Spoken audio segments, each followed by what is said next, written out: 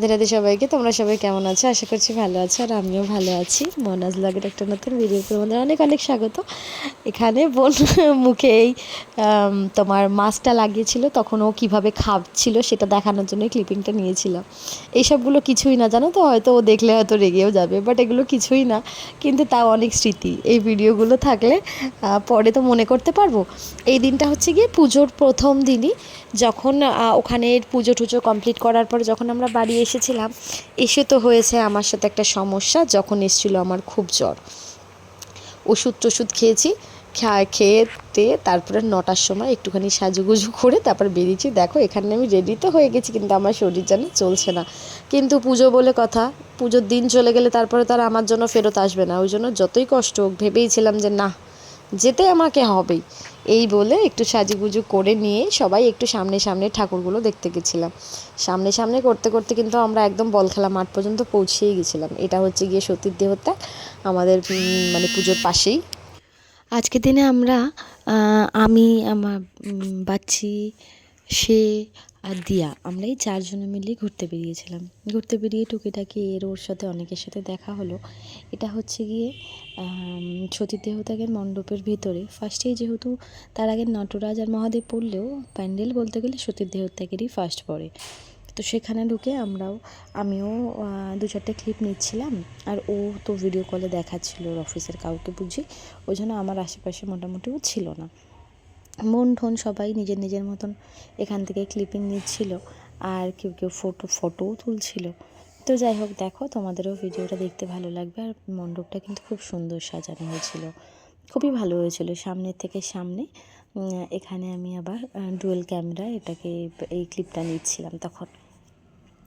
কিন্তু বিসর্জনের দিন একটা খুবই বাজে একটা হয়েছিল, যেটা হচ্ছে গিয়ে মহাদেবের মূর্তিটা কিন্তু অনেকটাই ভেঙে চুরে গেছিলো।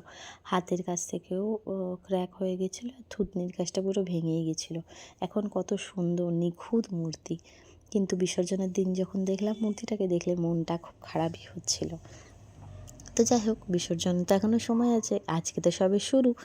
আজ থেকে সবে ঘুরতে বেরোচ্ছে সবাই। আজকে সবে পুজোর প্রথম দিন, এখনও তো সময় আছে। তো যাই হোক, এই যে আমরা পুজো মণ্ডপে বেরিয়ে, এদিকে আমার গায়ে জ্বর, এদিকে আমরা তো রাত এখন প্রায় 10টা বাজে। তারপরে এটা হচ্ছে গিয়ে তরুণ সংঘ। এখানের প্যান্ডেলটাও খুব সুন্দর হয়েছিল। সামনের এন্ট্রেন্সের গেটটা আমার খুব পছন্দ হয়েছিল, প্যাঁচা। তো কারা কারা এই প্যান্ডেলটা দেখেছো তারা তারা জানিও, আর কারা কারা এই মণ্ডপের সদস্য বা সদস্যা যেই হোক, তারাও সেও আমাকে যেন একটা কমেন্ট করে দিও যে তোমরা এই প্যান্ডেলের সদস্য। এই প্যান্ডেলটা তো যেমন বাইরে থেকে সুন্দর হয়েছিল বটেই, ভিতর থেকেও আরও সুন্দর ছিল।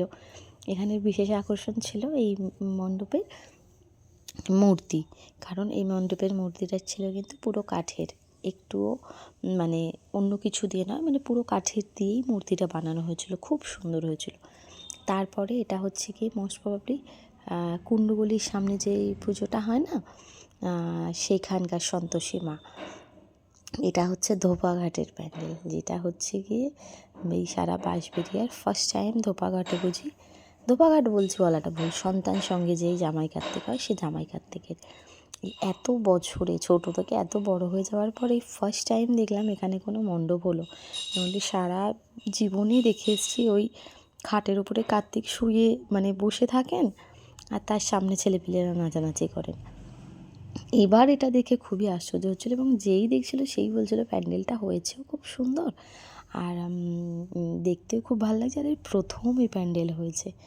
তো যাই হোক, ওখান থেকে আসার পরে এই যে আমরা, এটা কোন ঠাকুর না আমি ভুলে গেছি ঠিক, জানো তো, আমি অতটা ঠিক বলতে পারছি না কোথা দিয়ে কোথায় গেছিলাম অতটা মনে নেই, কিন্তু মূর্তিটা কিন্তু বেশ সুন্দর হয়েছিল। খুব একটা বড় প্যান্ডেলটা ছিল না, মানে খুব বিশাল আকারের প্যান্ডেল ছিল না, বাট মূর্তিটা বেশ সুন্দর লাগছিল। তো যাই হোক, এখানে এই যে আমরা 4 মূর্তি আমরাও এসেছিলাম, আমরা নিজেদের মতন করে গল্প করছিলাম। তারপরে এখানে এসে আমি আবার বেলুন ফাটাচ্ছিলাম, জানো তো। এই ক্লিপটা আমি কখন ও নিয়েছে আর অ্যাড করেছে সেটা আমি বুঝতে পারছিলাম না, সেই জন্য। তো যাই হোক, এটা বেশ আমার পছন্দই হয়। আমার খুব ভালো লাগে জানো তো বেলুন ফাটাতে। কিন্তু এইটার না বন্দুকটার একটু গন্ডগোল ছিল, কারণ এইম করছিলাম এক জায়গায় আর অন্য জায়গায় গিয়ে কিন্তু ফুটছিল। সুতরাং এবার মানে যারা এটা বেলুনগুলো ফোটাতে পছন্দ করে তারা কিন্তু এটা বুঝতে পারবে যে বন্দুকটায় কোনো রকম গন্ডগোল থাকলে বোঝা যায় কি না। আমি তো বন্দুকে দিয়ে তো ফাটানোর চেষ্টা করছিলাম, কিন্তু তাও যেন মানে বোঝা যাচ্ছিল যে সমস্যা আছে। যদিও আমার তো এখানে কোনো প্রাইজের ব্যাপার না, আমার বেলুনগুলো ফাটলেই বেশ পছন্দ হয়। আমি সবসময় যখনই ফাটাই আমি কোনো মানে জাস্ট বেলুন ফাটানোর জন্যই আমি এগুলোকে মানে বেলুন ফাটানোর জন্যই মেনলি আমার এগুলো ট্রাই করা থাকে, আর অন্য কোনো গিফট নয়। গিফট বলতে গেলে তো শুধু ওই সেফটি পিন আর মানে সোপ কেস এই সবই থাকে। তো যাই হোক, ওখান থেকে কয়েকটা ফাটানোর পরে তারপর আমরা এখানে খাবার জন্য এই দোকানটা এসেছিলাম। বেশ ভালোই দোকানে খাবার দাবারের জিনিসগুলো বেশ ভালোই ছিল। আর এইসব জিনিসগুলো কিন্তু আমি প্রাইজে জিতিনি, এইসব জিনিসগুলো কিন্তু আমি দোকান থেকে কিনেছিলাম, ঠিক আছে। তো আমরা এখানে দাঁড়িয়ে এইসব নিয়ে গল্প টল্প করছিলাম আর খাবার জন্য মানে খাবারটা আসার জন্য ওয়েট করছিলাম, যেটা অর্ডার করা হয়েছিল। ছেলেগুলো দোকানটা দিয়েছিল, নতুন নতুন দোকান, বেশ ভালো খাবার ছিল, মন্দ ওখানে ছিল না। তো ওখান থেকে ওই সব খাবার টাবার খেয়ে তারপর ওই বল খেলা মাঠের পাশের প্যান্ডেলটাতেই এসেছিলাম। সেই পাশের প্যান্ডেলটায় এসে ভেতর থেকে বাইরে থেকে মূর্তিটা দেখা যাচ্ছিলো বলে আমি আর ভেতরে বেশি যাইনি। তারপরে কাপের এখানে এসে খানিকক্ষণ দেখছিলাম ঠেকছিলাম।